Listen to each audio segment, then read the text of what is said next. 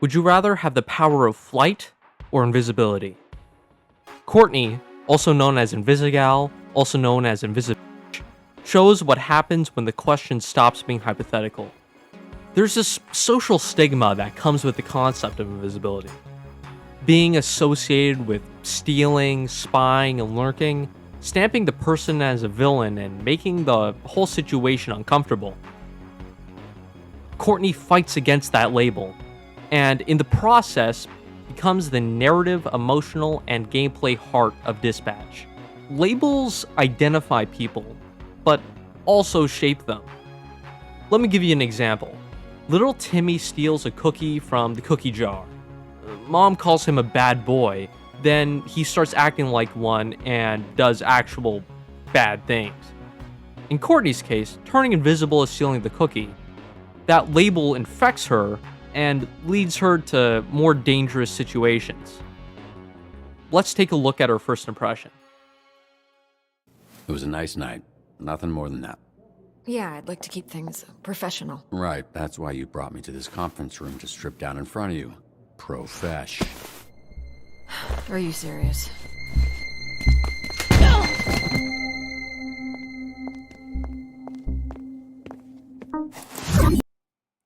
She stole the cookie and didn't get away with it. Granny? I don't think you know how to use that thing, so why don't you— Shut the fuck up! Oh, I'm one of the good guys! You? Yeah, right. Don't with me, okay? Nobody Granny! Nobody with Granny! Invisigal, stay calm. Great advice, Lieutenant Dan. Granny doesn't even know how to shoot that thing. Take out the thief first. He's the only one with his finger on the trigger. You know what? It's my life on the line. I'm done listening to you. That thing's gonna blow that man's Arm off and a whole building with me in it. Disarm the device. No, Invisigal, that's a direct order. I don't trust Courtney, not after this first impression. If her insecurities continue to manifest in these dangerous ways, it'll pose more problems than it does solutions. Are you smoking in a playground? The f*** wrong with you? There you go. One more strike against me. You gotta get rid of somebody, right? I'm making it easy for you. No, you're quitting. You're not making it easy for me. You're making it easy for you. You don't get it. Some people are born to be heroes. I'm not one of them. I tried. Just wasn't meant to be. Meant to be? What are you talking about? Blazer, Phenomenon, they have hero powers. Strong, out there for all to see. Flying through the sky. Nothing to hide. What's your point? I have villain powers. I can turn invisible and skulk in the shadows. My powers let me steal and watch famous people. Being a villain is my fate. She needs to hold her breath in order to use her powers. Yet, she smokes, undermining her powers in a self-destructive way, almost like she wishes she never had them in the first place and is actively trying to get rid of them.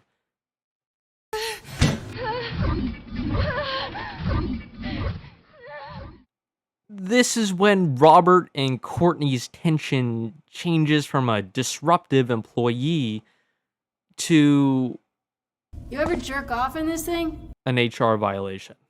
Coming back after completing the story, I realized that she doesn't have the augment in her dream, proving that she not only fantasizes about Robert, but also about never taking the deal with Shroud in the first place.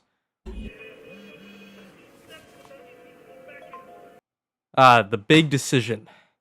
I can fix her, or she can fix me. If you choose Invisigal, she says this. Love Sour Patch Kids. Which I think perfectly summarizes her character up until this point.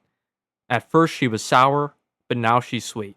I hadn't been to the movies in a while. I had a good time. You had a good time eating popcorn too loud while I sat silently next to you? The silence was the best part. You might like me loud sometime. Was that about sex? Catch on quick! I'll grab us a table! This isn't just edgy writing. It shows how she's subconsciously pushing the boundaries early on so that she isn't on the receiving end.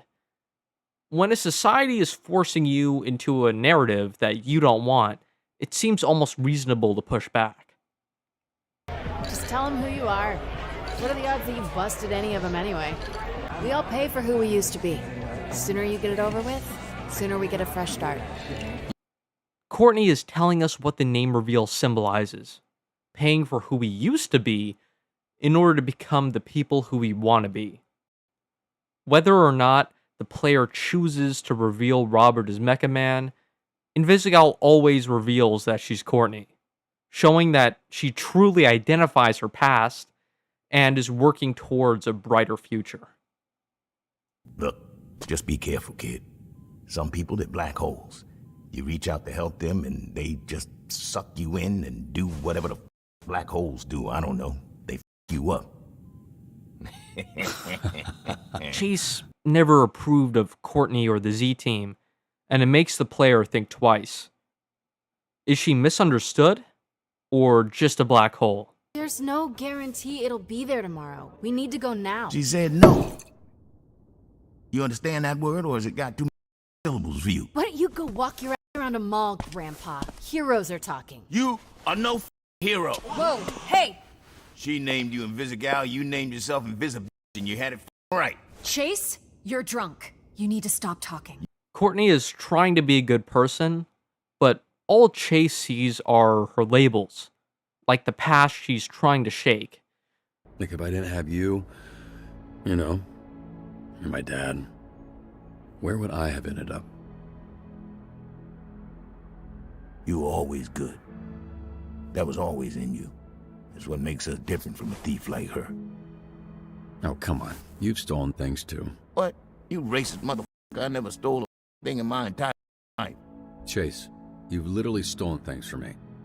Hypocrisy is a slippery slope. Even if other people's mistakes define them, what makes me the exception?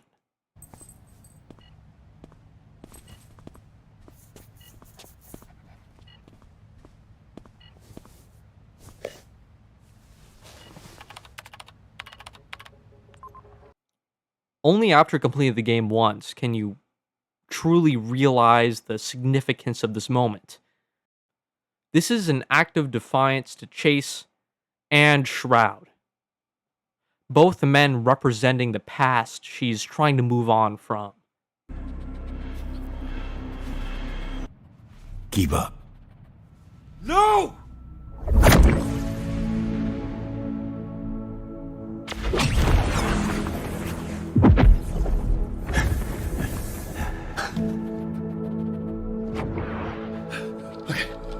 What makes me the exception? I think that's the question he was asking himself. When Chase sacrificed himself, it really symbolized him changing his conflicting philosophies when it comes to Courtney and the Z-Team, humanizing them from just black holes. Keep up. Are you ready to get punched in the gut and ask difficult questions between said punches? Good, because that's what makes games like these so great. Pending the investigation, Invisigal suspended. Obviously, but I think you should consider cutting her from the team. Up to this point, Blonde Blazer has actually been really optimistic about Courtney, but her act of defiance wasn't quiet.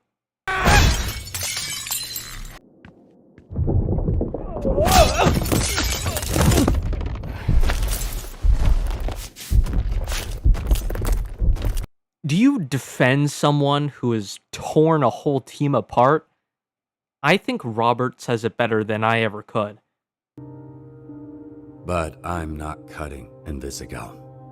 We don't kick people when they're down. We lift them up, and I believe of her what I believe of all of you, that her heart is in the right place. I was there that night. Another gut punch. How can you forgive someone that has taken everything away from you? Well, I forgive you. So there, we chill out now. You can't forgive me? You haven't even, processed what's going on. You did villain. while you were a villain. Does it change things that you directed at me? No, it doesn't. That's in the past. You're not the same person that was there that night, neither am I. This whole reveal, I think, gives the player an opportunity to really practice what is preached up to this point, even when it costs you something personally. What I don't know is why she didn't give it to you. This cliffhanger is the final test of faith. Is she a Sour Patch Kid, or just a black hole? But he is a killer. You don't have powers. You need my help. Just let me help. Please. On my first playthrough, I didn't know what to choose. The game has given me plenty of reasons not to trust her, but then I remembered something. Don't catch me trying to steal stuff from Radio Shack. Then we talk tech stuff for like a whole hour. Then he would take me to jail. That's how I ended up in a Phoenix program. That's longer than any conversation I ever had with him. Bummers. Guess when you're building astropulses, there's not much time for talking to your son. Chase would only babysit nights when Dad had to deal with something big. Working late, he called it. Robert is Courtney's mentor, and it's up to him to break that cycle of abandonment and show faith in Courtney. All I wanted from this was for you to look at me the same way you look at Blazer. Even if it was just once, you know? That'd have been enough. It's only when you look back at Robert's life that you can truly understand that she wants to be looked at as a hero. And it's up to the player to look past the punches that were thrown and discern the meaning behind them. Sorry, kid. Just in time. Be a dear and help me. This is a heartbreaking ending. Robert has failed as a mentor. He has abandoned Courtney by not showing faith, understanding, or forgiveness, repeating the cycle his father laid out for him. Courtney mirrors this, stabbing Shroud. Instead of using the opportunity to do good, she uses it to justify killing him. But in her pursuit of slicing her labels, she's embraced them. Courtney has become who she swore to destroy. But I made all the right decisions. You saw me, right? Throughout the whole video, I was making faithful and forgiving decisions. Well, let me introduce you to the RMC. RMC stands for Robert Mentor Counter. Every decision regarding Courtney either adds or subtracts from the count. And if the count is high enough, you will get the good ending. But story choices aren't the only thing affecting RMC. So is the gameplay. The more you send Courtney out and level her up, the higher the count will go, showing that actions speak louder than words. Sorry, kid. We both lose.